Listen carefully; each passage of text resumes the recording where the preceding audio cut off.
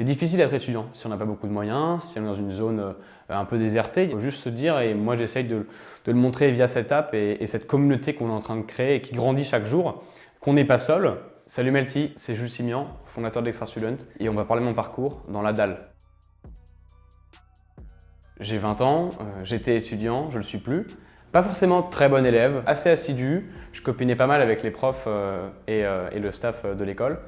Et puis au fur et à mesure du temps, le projet a commencé à vraiment marcher, donc j'ai quitté peu à peu les bancs de l'école et maintenant dédié à 100% au projet. Ça a commencé simplement, j'étais confiné comme tous les lycéens à cette époque-là, en 2020, et je me rends compte en écoutant la radio et en écoutant le gouvernement qu'il y a du décrochage scolaire et que ça va accroître les inégalités scolaires. Enfin, un phénomène que j'ignorais. Donc je me suis dit comment est-ce que moi je peux y répondre. J'ai fait ce site web là, le premier. Je l'ai appelé Élèves solidaires pour montrer que les élèves s'entraidaient. Et puis voilà, on est 2 ans après, on a une app qui fonctionne sous le nom d'Extra Student et on a envie de casser tous les codes et d'aller vite et loin.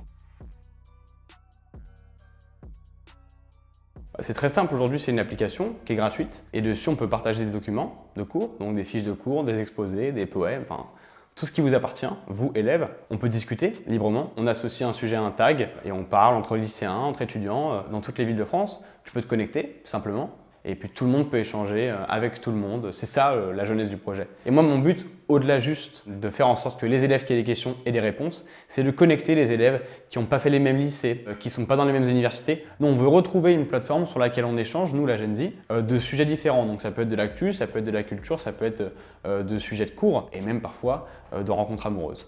Donc n'hésitez pas, engagez des sujets, engagez des discussions sur les thèmes qui vous plaisent. Et bientôt, on aura une nouvelle fonctionnalité qui vous permettra de parler à deux en chat privé. Vous pourrez engager des discussions un peu plus profondes.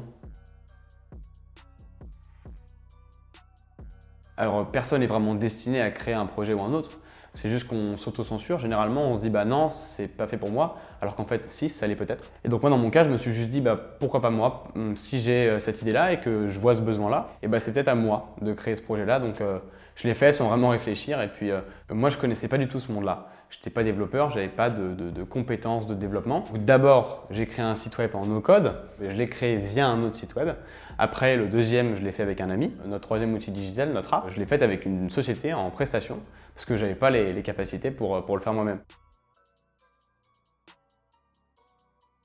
C'est difficile d'être étudiant si on n'a pas beaucoup de moyens, si on est dans une zone un peu désertée. Il y a des villes où il n'y a pas grand-chose à faire quand on est étudiant. Il faut juste se dire, et moi j'essaye de le montrer via cette app et cette communauté qu'on est en train de créer et qui grandit chaque jour, qu'on n'est pas seul et qu'il faut juste apprendre à parler, à échanger et à créer des liens. C'est très important et j'espère qu'on est en train d'impulser ce mouvement-là.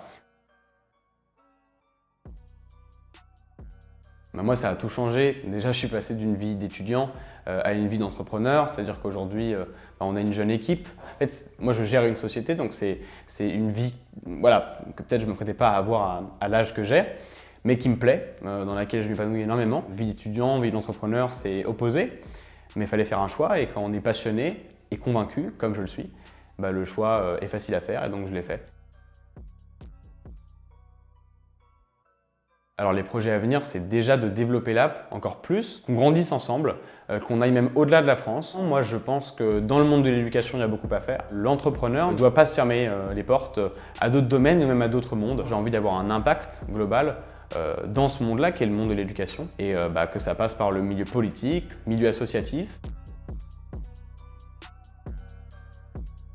On a chacun un talent, on a chacun un domaine qui nous intéresse, qui nous passionne et dans lequel j'en suis persuadé, on sera très bon. Il faut trouver ce petit truc-là. Et en attendant, dès qu'on a une idée, un projet, une envie, ne pas s'auto-censurer et ne pas penser qu'en fait, ce qu'on veut faire, c'est fait pour les autres, que c'est peut-être à moi de le faire et à moi de montrer la voie pour les autres.